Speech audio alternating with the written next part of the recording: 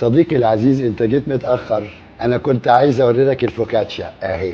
شايف الفوكاتشا؟ شايف زيت الزيتون؟ شايف الملح؟ شايف الروزماري؟ انت عارف ان الفوكاتشا دي يا صديقي بيعملوها من مئات السنين، من ايام الفينيتشي، بس كانت من غير خميره. ثم بعد في ايطاليا الجنوفيزي بقوا مهنيين جدا فيها، ودخلت الخميره في 900 القرن. وكلمه فوكاتشا جايه من كلمه فوكس، يعني موقد او نار. النهارده في جنوة بيعتبر حاجه اوتنتيك جنوفيزي، وكل ما هو يسمى فوكاتشا على طول بيرجع عقلك انها الفوكاتشا الجنوفيزي اللي بتتخمر 18 ساعة، وبيستخدم فيها زيت الزيتون اكسترا بيك كتير جدا، وانت شفته في الاخرام. دلوقتي هدوقك الفوكاتشا يا صديقي، ايه رأيك؟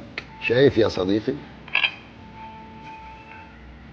فوكاتشا جنوفيزي